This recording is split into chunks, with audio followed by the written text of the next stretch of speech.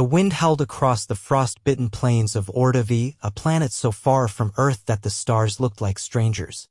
The snow wasn't snow, not really, more a fine, iridescent powder that shimmered with faint bioluminescence and hissed faintly as it blew across the rocky ground. The planet's twin moons hung low over the horizon, casting a blue-white glow on everything below. Elijah Monroe stood with his arms folded, his coat zipped to the chin, and his shoulders trembling from the cold. His breath came out in thick clouds, teeth chattering as he hunched forward slightly. A tall being made entirely of chitinous plates and soft, translucent tissue observed him from a few feet away. Its name was Sareel, a xeno anthropologist from the Varellan Accord, and it tilted its elongated head with mild confusion. "You are shivering," Sareel said in a calm, inquisitive tone. "Your body is undergoing thermal distress." Elijah gave a short laugh, his lips already tinged with blue. "I'm fine. It's just a little breeze." Sareel blinked slowly, a nervous gesture among its kind. "The temperature is -43 Earth degrees. There's no little breeze in this context." Elijah shook his head, rubbing his gloved hands together. "You guys call this a breeze? I grew up in Minnesota. This is just Tuesday." Sareel looked over its shoulder toward the small research outpost they had established 2 days ago. It had suggested retreating inside multiple times, but the human had insisted on accompanying Sareel to collect native fungal samples from a nearby ridge. Elijah had said something about getting cabin fever and needing fresh air. Sareel had double-checked the atmospheric composition to ensure the so-called fresh air wouldn't kill him. It hadn't. Not yet anyway. "Your epidermal tissue is changing color," Sareel said. "That's called frostbite prevention," Elijah muttered. "Body's redirecting blood. It's fine. You are exhibiting early signs of hypothermia." "Yeah, and you're exhibiting early signs of worrying too much." Sareel didn't understand sarcasm, but it knew when its research partner's metabolic functions began to fail. It opened its satchel and retrieved a thermal emitter, aiming it toward Elijah. A pulse of infrared heat surrounded the human, and Elijah sighed. "Oh, okay, that's cheating," he said, relaxing visibly. "But I'll take it." "You appear to value suffering even when solutions are available," Sareel observed. "No, I value pushing through discomfort to get the job done." Sareel stared at him. "That is illogical." They spent the next 20 minutes climbing a ridge coated in that eerie luminescent frost. Elijah's boots crunched against the rock, his breathing shallow. Sareel, unaffected by the cold, moved with mechanical grace, gathering samples with elongated claws. Elijah helped when he could, holding containers, labeling them with stiff fingers. By the time they turned back toward the outpost, Elijah's movements had slowed. He stumbled once, catching himself hard against a rock. Sareel was at his side instantly. "You are losing motor control." "I'm good," Elijah panted. "Just a little dizzy." Sareel activated its communicator, initiating emergency retrieval. "No," Elijah said, grabbing its arm. "We're almost back. I can walk. You are endangering yourself. I'm not letting you carry me like a damn sack of potatoes." Sareel hesitated. Then it nodded once. "Very well. But if you collapse, I will override your preference." "Deal." Elijah made it to the outpost just as his knees buckled. Sareel caught him and guided him to the medical station, activating heat panels and instructing the outpost's AI to begin a diagnostic scan. Elijah stripped off his outer layers with visible effort. His fingers were pale and stiff, cheeks flushed with the telltale sign of the initial hypothermic flush. He winced as the warmth returned. "Okay," he admitted. "Might have underestimated that breeze." Sareel didn't respond immediately. The scan results came in. Core temperature had dropped to 89 degrees Fahrenheit. Sareel adjusted the thermal panel's output. "Your resilience is notable," it said, "but poorly calibrated to local conditions." "Yeah, well, next time I'll wear 2 pairs of socks. You will remain in the warming chamber for the next hour." Elijah didn't argue. He leaned back, eyes closed, and let the heat soak through his bones. 3 days later, Sareel took Elijah's vitals again and found them within acceptable ranges. Elijah had been quiet since the cold incident, more subdued. He still helped with specimen cataloging, but he wasn't bouncing around making jokes or teasing Sareel about its ice cube blood. During one of their shifts, Sareel asked, "Why did you not withdraw when your body began to fail?" Elijah looked up from his tablet. Because I promised I'd help. You needed those samples. You risked permanent damage. Yeah. So? Sareel tilted its head. This behavior pattern does not align with self-preservation instincts. Elijah sighed and set the tablet down. He scratched his jaw, considering. When I was 15, my dad and I were out in a snowstorm. Car broke down. No cell service. He told me to stay in the car.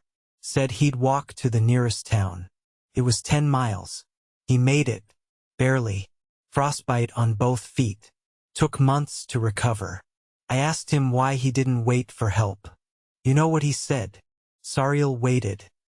He said, because you were in the car. Sareel absorbed this quietly. So yeah, Elijah said. Sometimes we push too far. But we're not always thinking about ourselves when we do. Sareel returned to its work, but it logged the conversation as a cultural insight. It also increased the redundancy of thermal protocols. 2 weeks later, a communication came through from the Varellan Accord. A storm system had shifted unexpectedly. The shuttle that was supposed to extract them had been forced to delay arrival by 5 days. The outpost's supplies were sufficient, but the storm would trap them indoors and the temperature outside would drop even further. On the second day, the heating grid malfunctioned. Elijah was the first to notice the temperature drop. He rubbed his arms and moved to the control panel, tapping through diagnostic screens. Something's not right, he muttered. Sareel joined him. Heat levels are dropping rapidly. Internal sensors confirm a malfunction in the primary thermal relay. We've got backup, right? Only for emergency zones. Not the full structure. Elijah stood, chewing the inside of his cheek. The relay's outside, isn't it? Yes. And the storm's at peak intensity. Yes. He zipped up his coat and grabbed his toolkit. No, Sareel said. You are not going out there. I'm the only one who can fit into the relay housing. You nearly froze last time. That was a breeze, Elijah said with a dry chuckle, pulling on his gloves. This is a gust. Elijah, if we don't get heat back, your research samples are toast. And so are we. Sareel hesitated. Then it handed him a thermal patch and a locator. You will check in every 5 minutes. If you fail to respond, I will retrieve you. Fair deal. The wind outside was a wall of sound. Elijah pushed through it, leaning into the current, snow slicing across his goggles. His breath froze in his scarf as he forced his way to the maintenance hatch. It took him 10 minutes just to find the panel beneath adrift. He cleared it, unscrewed the bolts with numb fingers, and pulled the relay box free. The circuitry was fried. He cursed under his breath, digging into his kit. He stripped wires, rerouted power, and replaced a blown fuse with one from the secondary console. His hands shook.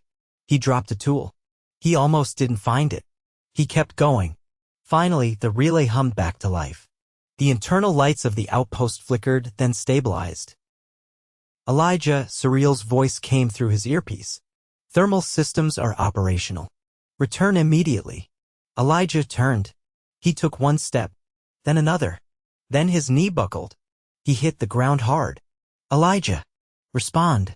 He reached for the communicator, pressing the button with effort. Yeah, he rasped. Just give me a minute. Elijah, you must return now. I'm fine, he whispered. It's just a little breeze. But this time, even he didn't believe it. Elijah's gloved hand slid off the communicator as he slumped sideways into the snow. The wind pressed down like a living thing, dense, unrelenting. Cold didn't just bite out here. It seeped in like liquid, filling joints, nerves, thoughts. Elijah, came Sareel's voice again through the earpiece. Vocals are weakening. I am initiating retrieval. He didn't try to answer. The sound of the wind eventually blurred into a low drone. His legs no longer felt connected. There was a strange comfort in that, as if the discomfort had finally given up and left him alone. Then something thudded nearby. Not the wind. Another thud. Closer. A shape loomed in the swirling white, taller than any human, moving with a grace that defied the storm's violence. Sareel's outer membrane had shifted to a darker hue, its forelimbs moving in tandem as it reached down and lifted Elijah with unexpected gentleness. You are not permitted to cease function yet, it muttered, more to itself than anything. The last thing Elijah registered was a low hum, familiar and warm, before everything vanished into black. 3 hours later, he was awake, though just barely. The medical enclosure was dim, panels flickering with diagnostic feeds. Sareel stood beside the cot, 2 of its digits adjusting the fluid line attached to Elijah's arm. "Where's my coat?" Elijah croaked. "You are not permitted to wear it currently." "Well, I want to file a formal complaint." "You may do so once your cognition stabilizes. Currently, your body temperature has returned to 93 degrees. Your circulatory efficiency is improving. The motor coordination will remain limited for the next 12 hours. Elijah blinked at the ceiling. "You dragged me all the way back?" "I carried you, yes." "Rapidly. Didn't think you had it in you. Your density is less than expected for your height." "Thanks, I guess." Sareel studied him. "You attempted to rewire a thermal relay while experiencing the onset of moderate hypothermia. That is not advisable in any species." "Yeah, well, you ever tried sleeping in a metal box with no heat on a planet where the air's trying to kill you?" "I have not." "Then we're even." Sareel didn't respond. Instead, it turned and began transferring the collected data from Elijah's vitals into its research cache. Elijah pushed himself upright with effort. "So what's the verdict, Doc? You gonna ground me for the rest of the mission? You were temporarily forbidden from all exterior operations. What if something breaks again? Then I will fix it. Or we will perish. But not due to your stubbornness." He lay back down, eyes half-lidded. "You know, for a bug, you're kind of growing on me. I am not classified as a bug. Right?" "Sorry." Aggressively polite exoskeletal lifeform. Sareel tapped the console slowly. "You joke during recovery. That appears consistent with your behavior pattern. Can't help it. It's either that or panic. There are intermediate options. Not for me." Hours passed. The storm outside raised its voice, the structure of the outpost groaning as gusts battered the outer walls. The heating systems remained stable now, though the temperature inside was being rationed to extend the generator's reserves. By nightfall, if the term even meant anything under twin moons, Elijah was sitting upright, sipping a pale nutrient broth that resembled dishwater but tasted surprisingly okay. Sareel stood across from him, watching. "You're doing that thing again," Elijah said. "What thing?" "The staring. Like you're deciding whether to dissect me or promote me. I am observing your recovery for anomalies." "No anomalies here. Just good old-fashioned human stubbornness. You risked death. And you saved me. That's what partners are for, right?" Sareel hesitated. This arrangement was not initially defined as a partnership. "Sure, but things evolve. Most humans would not have survived. Most humans aren't me. That is statistically meaningless." Elijah grinned. "You're getting better at arguing. I am learning from exposure." The wind shifted pitch again, a deep moaning that made the walls vibrate. Elijah shifted in his cot, shoulders tensing instinctively. "Still sounds like a freight train out there. It will taper within 2 planetary rotations." 2? Great. Nothing like being trapped in a glorified tin can with a creature that thinks warmth is optional. Sareel moved to the thermal panel, adjusting it by a fraction. The air warmed slightly. Elijah raised an eyebrow. "Was that sympathy?" "No. Thermal conservation adjustment. You're really bad at lying." "I do not lie. I reallocate truth." He chuckled, then coughed once. His ribs still ached from the cold. Sareel handed him a small inhaler. "Pulmonary inflammation? Mostly cleared. Still feels like I swallowed a cactus. That is not a recommended dietary practice." Elijah laughed again, then winced. "God, do all your people talk like that?" "Yes. No wonder you need outside consultants." Sareel paused. "Then, do all humans disregard their own limitations?" "Pretty much. That's how we got off our planet in the first place." "Curious. Your species appears to have evolved not in spite of danger, but because of it." "Yeah. We get bored easy." Elijah leaned back, eyes fluttering shut for a moment. Sareel watched his respiration stabilize. Then Elijah said quietly, "Did you ever think about what happens if the shuttle doesn't make it?" "I have considered that possibility. And? I have cached multiple contingency plans. They are not ideal. Let me guess. Involve eating the nutrient bricks until we die of boredom." "Incorrect. There are at least 6 alternate survival protocols. Any of them include a deck of cards? No. Then we're doomed. Sareel tilted its head. You fear cognitive monotony more than physical discomfort. Yeah. You trap a human in a room with nothing to do, and the real breakdown starts. We need noise, distraction, something to push against. Perhaps that explains your behavior earlier. It wasn't just about fixing the relay, Elijah admitted. It was about doing something. Anything. I couldn't just sit there while the place froze. I understand now. Elijah opened one eye. Do you? Action can be a defense mechanism. It's also how we survive. Sareel didn't argue. Later that night, the outpost's lights dimmed automatically to conserve energy. Sareel remained upright, its translucent membranes shifting through soft hues as it ran simulations on the console. Elijah stirred under the thermal blanket. You're not sleeping? My species does not require unconscious rest. Must be nice. Sareel watched him for a moment longer, then turned back to its work. By the following day, Elijah could walk without assistance. His coordination was clumsy but improving. He insisted on helping clean the storage unit, muttering about not being dead weight. Sareel allowed it, but only within the main chamber. As they worked, Elijah glanced toward the sealed entryway. Ever wonder what all this looks like from up there? From orbit. Yeah. 2 creatures, 1 exoskeleton and 1 idiot playing janitor on a frozen rock. Sareel paused. It is likely unremarkable from that distance. Everything is until you zoom in. The silence that followed was companionable. Eventually, Elijah held up a small shard of frost-etched glass. Found this stuck in the panel. Might have caused the short in the relay. Sareel took it, studying the fine web of fractures. It is a mineral unique to Orta V, formed under extreme pressure. Highly conductive. Beautiful, too. Deadly in the wrong place. Elijah leaned on the console. Sounds familiar. Sareel didn't respond immediately. Then it placed the shard in a specimen container. You are recovering faster than projected. I get that a lot. Your kind adapts quickly. Sometimes to your own detriment. Probably. But we keep going. For how long? Long enough to surprise everyone else. Sareel stared at him for a moment, then turned back to the console. Perhaps. By the 4th day of being stormbound, the outpost had taken on the stale, metallic smell of overused oxygen filters and rehydrated protein meals. Elijah sat on a crate near the comms console, tapping a metal stylus against the side in uneven rhythms. A faint vibration hummed through the floor panels, less the storm now, more the inner workings of the generator groaning as it cycled. Sareel was at the diagnostics terminal, its upper limbs extended, lower digits typing with the kind of efficient focus Elijah had long stopped trying to mimic. The alien's bioluminescent skin had dulled slightly, a sign of prolonged enclosure stress. Elijah had noticed it earlier, though Sareel hadn't mentioned it.